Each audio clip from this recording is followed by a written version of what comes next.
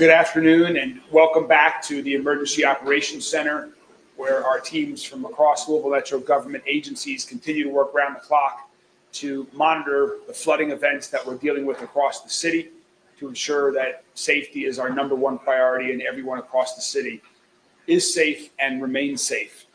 Just to recap some activity over the last 24 hours since we last gathered, we're very fortunate it was a relatively quiet night from a first responder perspective. There were no additional water rescues that were necessary. So a giant thanks to the entire community for heeding the warnings, for not going around barricades, for not driving through waters. That is paying off, as there have been no additional water rescues since last time we convened yesterday. More roads have been closed since yesterday, and more roads will continue to be closed over the coming days as the Ohio River continues to rise. Over the last 24 hours, the Ohio River has risen over 5 feet, and we expect it to significantly rise higher over the next 2 to 3 days. As you can see, we have an image from 2018 up behind us over here, and the Ohio River is projected right now to crest at or above those levels that we saw in 2018. So just to give the community some perspective about what we're expecting to deal with over the coming days and week, that is the closest reference point to what is currently projected. And again, over the last 24 hours, the waters have risen over 5 feet, and we're expecting them to rise an additional 10. The projections have gone slightly up for the peak of the crest. We are already in flood stage right now as a result of the rising waters from the Ohio over the past day. Rain is continued to be expected in the forecast through tomorrow afternoon. And additionally, as you all know from the Ohio River, when it rains elsewhere, that's contributing to this. It's not just the rain here, so that continues. All of our emergency responder agencies have been working very well, closely coordinating amongst themselves and the other emergency responding agencies like the suburban fire departments around the county. I was in Fairdale last night, and we have LMPD, for example, has some water rescue teams that are stationed at the Fairdale Fire Department right now, just so we are closer all across the county in the event water rescues or other emergency services are needing. And so I want to give a thanks to all of our partners at all the suburban fire departments for working closely during this as well. No significant new updates from the updates that MSD provided yesterday. They continue to operate 24/7 at full capacity, working to get all the water out of here as best they can. Again, just want to reiterate a request from MSD that please, if you can avoid using the laundry or the dishwasher this weekend, that will be helpful, because there is such an amount of water going into the system right now that will help. Every bit helps to prevent additional overflows from the sewer treatment facility. So that's the request. Of course, people should and can continue to flush, but if you are able to not use your dishwasher or laundry for the next couple of days, that will be helpful. More flood walls have gone up as well, and MSD continues to monitor that as the river continues to rise. MSD will stay ahead of that with any additional floodgates that need to be installed, and our public works team will be continuing to add additional barricades. Again, if you see areas of water, do not drive through them. If you see areas of water you think we have not yet gotten to, please call 311. Our MetroSafe 311 operators are working through the weekend to take information. We'll get out there and put barricades up. And please turn around. It's not worth anyone's safety. It's not worth any risk to try to drive through water. You might not think it's deep, but you could certainly get stuck, or even worse, could happen to yourself. The impact of the Ohio River flooding has a lot of impact on people's daily lives, and of course, impacts on events as well. We've been getting a lot of questions about Thunder Over Louisville, which is scheduled a week from today. And so we're joined here today by our great partner, Matt Gibson, the president and CEO of the Kentucky Derby Festival, and other members of his team. And I'm next going to introduce Matt Gibson. Excuse me. Following Matt, you'll hear from Chief Paul Humphrey of LMPD, Chief Brian O'Neill of Louisville Fire Department as well, and then we'll be happy to take any questions from members of the media. Matt? Thank you, Mayor. Thank you all for being here, and thanks to all of our partners who help us make this show happen, LMPD, Metro Safe, MSD, Louisville Fire Department, and others. We can't not only navigate weather and situations like we are this year, but every year. They are always so key in helping us make this happen. Safety is always the top priority of the Kentucky Derby Festival and Thunder Over Louisville. We've been doing this a long time. I'm entering my 27th year doing this. And it's not unusual for us to deal with the Ohio and what she brings to this community each and every year, especially in the springtime. It proves to always be challenging. In fact, most years, as many of you all know, we have meetings in this room to discuss it because the Ohio is often outside of its banks like it is at this time. But I will tell you, as we've seen in these coming days, this weather event is like nothing we've seen during our operational period for the Kentucky Derby Festival or Thunder Over Louisville. We've seen it before, we've seen it after, and we've certainly dealt with issues during the event itself, but nothing like this. As the mayor said, this is a top 10 historic flooding event. And if you look at the graphs next to us and on the National Weather Service and the NOAA sites, it is one for the record books for sure. While there is nothing more than we'd like to do than to bring everybody together on Saturday to watch one of the best air shows in the country and arguably the best fireworks show in the nation, we realize that at this time it's very logistically impossible to do what we would do and to do it safely, not only for those people who attend our shows, but those people who do extraordinary work to get the infrastructure out there, like our center line marker for the air show that allows the aircraft to know where they are during the air show in the airbox. Those amazing partners that work the river every single day, from LMPD's dive team to Louisville Fire Department's rescue teams, the tug operators from our various partners that hold the barges in place for the show, move all of our equipment around where we load the fireworks, Zambelli, who's out there trying to do what they're doing, and access even the barges to do what we do. Safety, again, is always the top priority when you're scaling what we do to bring a festival of fun to the community at large. It pains me to say this at times because I've been doing this, and this really is a labor of love.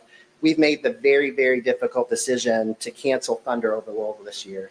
I don't think that that's a huge surprise for those in the room today as you start to watch what's happening. When you look at these 2018 event pictures or our February flood event pictures, this is what we're going to be facing, if not worse, in the next coming days, as early or as Wednesday and as late as Thursday, based in part of the graph over the chief's shoulder.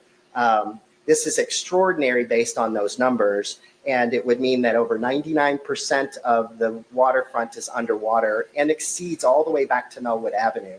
When the mayor was talking about these floodgates being in place, that's extraordinary even in my two decades doing what we do. We've seen some floodgates and we've had some flooding, but not anything like this. And again, getting people out on the water to do the work that is required to keep the show and move the show forward, it's just not possible at this time. The flood waters will prevent us from doing that. The debris field will prevent us from doing that.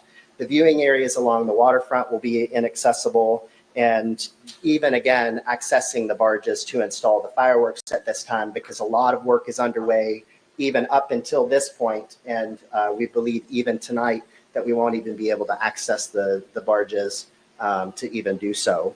So the height and the speed of the river will prevent us from safely doing that. And again, it's a hard decision to do, but when we can't even access the island that we do the drone show from right there at Shippingport Island, it was an easy decision, a painful one at that, to make this very, very hard decision. So unfortunately, Thunder is such a large scale event and massive logistical undertaking with all of the federal, state, local, and metro partners that we work with, that rescheduling and postponing is just not an option. There's not another date that we can look at. We researched that exhaustively as we moved the event forward based on the holidays. And knowing that there are other things happening in this community, that if we couldn't do our event, we would absolutely be interfering with something else entirely. And it takes a year of planning, as our producer Wayne Hettinger will tell you. He's the guy that does this every single day of his life. And this was not a decision that we came to very easily. It's been a tough one, and one for the record books for sure, because we've not had to make this decision, the pandemic notwithstanding. So believe me when I say that we're just as disappointed at everyone. It is absolutely a labor of love for my team, our staff, the board of directors, all of our sponsors and partners, and those who make us, who help us make this happen. And we know our focus needs to be on the community and all of those affected by weather. When you have 300 state roads closed currently, when you have houses that are being damaged, when we're talking about people being mindful about flushing or washing their dishes and taking showers, and our public safety partners like Louisville Metro Police, Public Works, who are out doing the real work that they all signed up to do, and that's keeping the public safe and making sure that people continue to stay safe. It's hard to have a discussion about let's have a fireworks show when there are a lot of people in need right now. So let me reassure you, we have a full schedule of the Kentucky Derby Festival. Obviously, there was a delay between Thunder and the rest of the festival going into April, but all of those events are still on. We're not talking about cancellation for all of those. All of those events will still be going on just as they always do. We have over 70 events beyond Thunder Over Louisville. Our kickoff luncheon is this Friday, and we plan to continue to hold that. That sits right on the banks of the Ohio, but we will have a full schedule that you could go to our website at kdf.org to tune in, and all of those things will be ongoing. Pegasus pins are still for sale, and they're out there doing great. Our teams are working hard. If there are adjustments that we have to make because the venues are affected, it's what we do and it's what we do best. So if you all have any questions, we'll be here after. But it's always our mission to bring the community together in celebration, and we still plan to do so. So thank you, Louisville, and thank you for all of y'all being here today.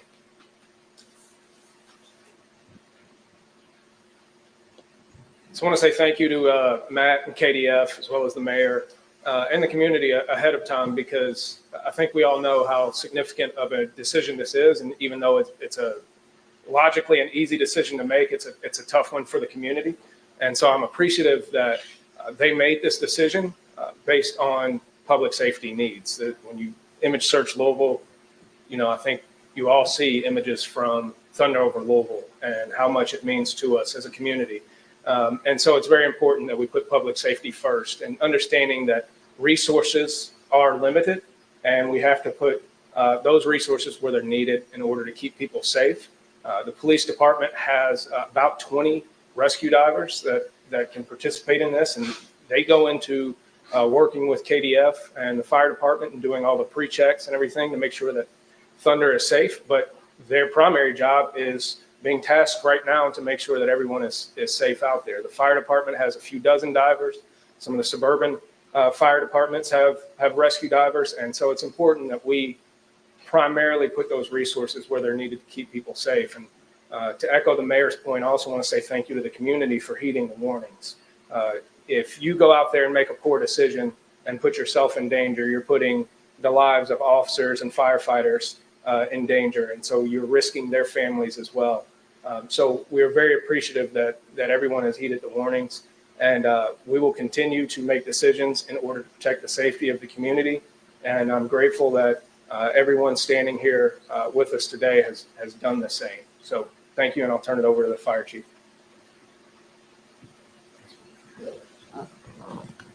I want to echo what Chief Humphrey just said. We are happy to make house calls. We will, but we don't want to have to do so. If you call us, we're coming to help you. But yes, if you can stay in and stay safe, that's what we need. Obviously, yes, this is emotionally, it's hard to not have Thunder Over Louisville, but we cannot risk rescue divers in this type of water. And that is something that's necessary for the pilots, so we can't do that. If you look at, we're very fortunate that we did not have any water rescues overnight or this morning.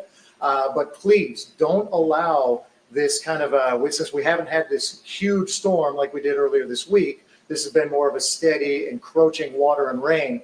Don't let that lull you into a false sense of security. Maybe you've been out today running some errands and you saw that some of the underpasses and viaducts are open.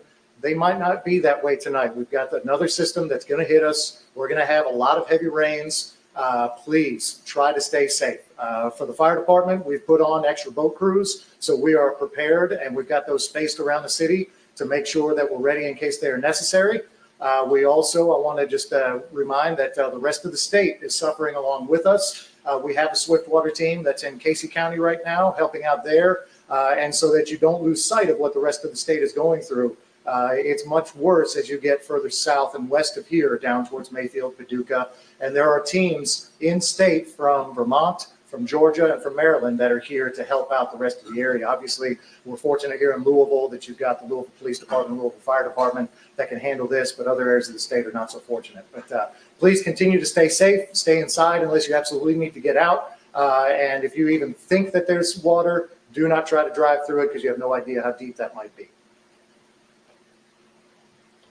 Thanks, Chief O'Neill, Chief Humphrey. Thank you to Matt as well. And just to reiterate a couple things that were already said, that when you look at the projections for where the Ohio River is going to crest and how long it's going to take for it to get back to its usual stage, this, while a challenging decision, disappointing decision, was not even a close decision.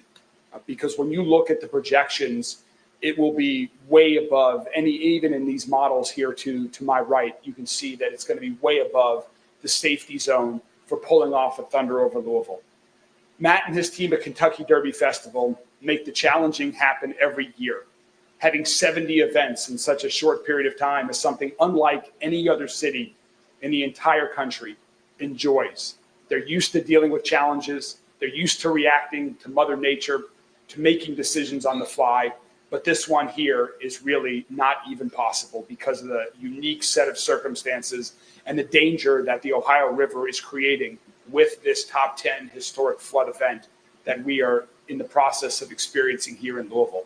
Matt, I just want to say to you and your entire team, thank you all so much. I know this was not easy, given a year's worth of work that goes into one of Louisville's greatest days of the year every year, as you said. You said arguably the best fireworks show. I will say definitively the best fireworks show in the world every year for the entire community to enjoy. But to end on a positive note, as Matt said, there are 70 other Kentucky Derby Festival events that bring our community together, that display our hospitality to the world in the run-up this year to the 151st Kentucky Derby. All of those other events are scheduled. All those other events are planned to go on. There might need to be some tweaks here and there. I'm looking forward to running in the mini marathon in a couple of Saturdays. That route might need to be slightly tweaked because of these floodwaters as well. But that race will go on. All of the favorites, the parade, the balloon, all of those are still scheduled. And so I really do hope, while we're not going to have Thunder this year, the entire community can come together, can enjoy these other wonderful Kentucky Derby Festival events as we get ready for the best time of the year here in Louisville to celebrate the Kentucky Derby in our great city of Louisville.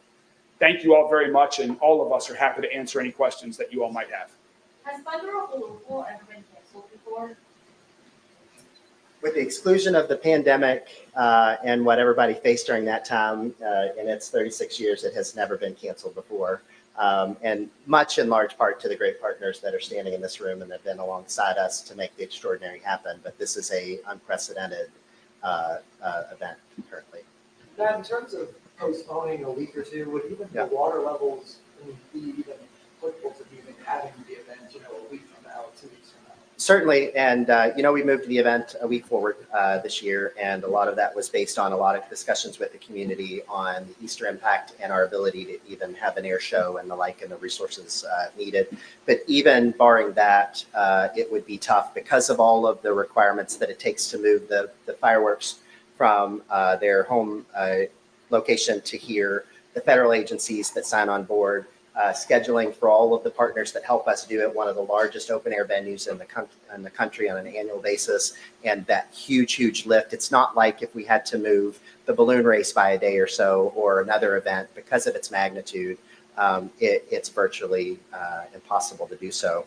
Looking at other dates on the calendar, we know that it would have a gross impact. This is a very event friendly and event centric town. Something that we would move because our date was unavailable because of a historic flood would certainly impede on something else that makes quality of life in this community so great. So we're very mindful of that. Can you speak on how this Yep. with the NTV Derby, and I'm sure brings in a lot of people and brings in revenue. It certainly does. How that might affect that part of it. Absolutely. And in conversations with our partners at Churchill today, too, as we were prepping for this, Thunder alone, through a recent economic impact study, makes up $126 million of our over $200 million economic impact. That is a huge income generator for the community and the state as a whole, and really contributes to the things that makes this community great. That's why it was not an easy decision. The mayor and myself and other community leaders have been having this conversation since Monday of this week as we started to watch what looked like a normal springtime event until the last couple days when we really started to look, which is why, as we've said, it is a tough decision, but it is the right decision. We will be back to make up that extraordinary impact next year from an economic standpoint. And the rest of the festival really does impact another almost 100 million just for the other events alone when you exclude Thunder Over Louisville. And that's part of what we do as the small not-for-profit. I've got the best team in the world as the staff and an amazing board of directors, but it's more than just producing events. It's about creating and contributing to the quality of life of this great community. So, Matt, what's going to be the impact to the vendors that participate? Obviously, through the Chow Wagon and Maxwell on Thunder Day, there's so many vendors that show up from different businesses for food and drink and all that. What is the impact to them? What sort of resources are supporting those vendors who are anticipating being part of this $126 million economic impact? Right. What sort of resources is supported for them now that they're losing this opportunity? one of the reasons that we didn't wait until Monday is because you're at this critical point right now where people start to adjust based on weather. And believe me, we're all weather watchers. A 86 degree or an 80 degree day on Thunder is a lot different than a 54 degree or a 30 degree day, or sometimes you get both of those temperatures in the same day, as you all know. So being early and having this discussion as early as possible with a lot of those partners is about affecting their impact as well, because it really is a Kentuckiana problem and a Kentuckiana community jewel. We've been in a lot of conversation with our Indiana partners, a lot of those Thunder Funder partners who contribute, from the museums who have different parties, or all of those folks who build a Thunder room in their architecture when they build something along the waterfront, because they really do help us in a lot of those cases, and bringing them into the loop in our communication chain over the last couple of days to have discussion and what led to this decision, because we keep them in the loop. And it's a tough one, especially as, again, I say the private small not-for-profit who does it. Those costs are initially borne by us for the production. It's hard to measure what Metro Louisville contributes from the public safety piece and the partnerships and all of that, but the financial cost is our burden. But working close with Zambelli and those folks to make sure that they know as early as possible, so not try to add additional investment between now and Monday, because when I say we work around the clock right now, it's all hands on deck for a couple months on end. So I really was trying to get out ahead of it by having a Saturday conversation. Given the fiscal impact that Thunder has, and the fact that we're going to be losing that much revenue coming in from the Derby Festival, are we going to see any changes in next year's Derby Festival? Anything reduced, anything that has to be lower because we don't have the funds to sort of contribute back to it? So we start from a zero every year to raise the funds. We've got an amazing sponsorship team and a lot of great partners. People in the community help this show happen by buying a Pegasus pen and the entire festival. And those are the things that we do each and every year for the last 70 plus to do what we do and to keep it low cost and affordable to the community. And we invest every bit of it that is raised into creating the show. We hope for great weather, but we do have plans because we've got a phenomenal executive board and a lot of smart people that work alongside of us that have allowed us to create some models that allow us to sustain should something like this happen. We've been doing this for quite a long time in springtime in Kentucky, so it's not like this is the anomaly. It's just something this extreme. So you'll see us back just as strong. On average, we host about 1.4 million people just through the festival alone. That's not including our partners at Churchill. And we'll be prepared this year to have record crowds should the weather present itself, and do the same for next year. You'll see just as strong of a product in 2026 as you see in 2025. And given, it sounds like the Pegasus pens are very important. For the viewers at home that are probably currently thinking, oh, well, if Thunder's not happening, I don't need a Pegasus pen, I won't be able to go and bring one.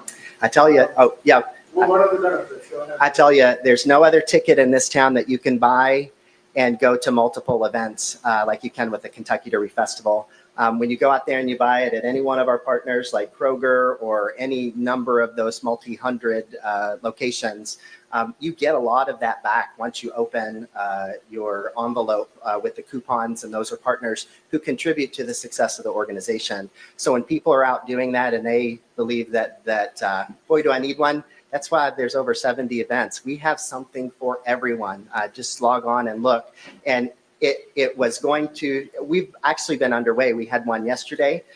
We were going to have one today, but the weather prevented it, which is not normal for us. But it's almost every single day, all the way here, all the way through the first Saturday in May with our partners at Churchill. So we do encourage people to purchase that Pegasus pen. Look at the KDF merchandise that's out there. It's extraordinary because every bit of that contributes to the success each year.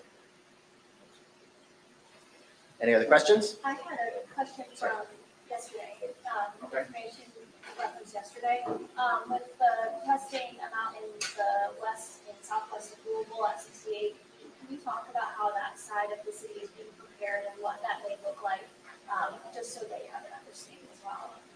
Yeah, so the question was about the cresting in the western and the southwestern part of the city, which is referred to as the lower pool south of the McAlpin locks and dams. That is projected to crest at 68 feet, which is about significantly higher than its usual level.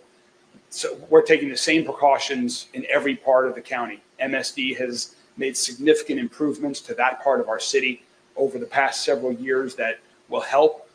But when you have Mother Nature and it's in like this, its intensity, there's only so much that can be done. So we're treating it like every other part of the city.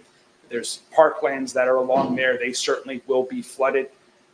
A lot of people who live nearby the river understand what can happen in these sorts of situations, but we'll be taking the same precautions. Our just advice to everybody is please use caution.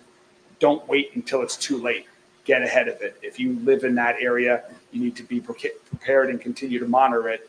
There are also some low-lying areas in certain other parts of the city as well that are susceptible with all the rainfall, but we're just giving people the advice to use that same caution. Do you all expect to preemptively close a few more roads, or what is that going to look like the next few days? So we do.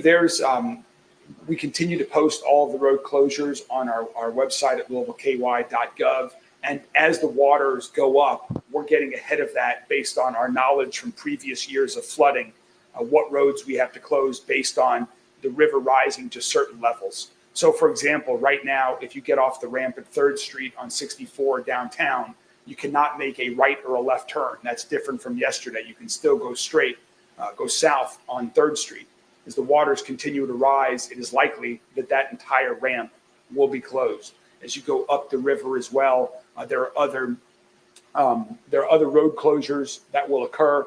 And of course, MSD is monitoring this as well from a floodgate perspective to get ahead of that situation. So we'll continue to stay vigilant in that regard. I know you guys are focusing on current projections into the week.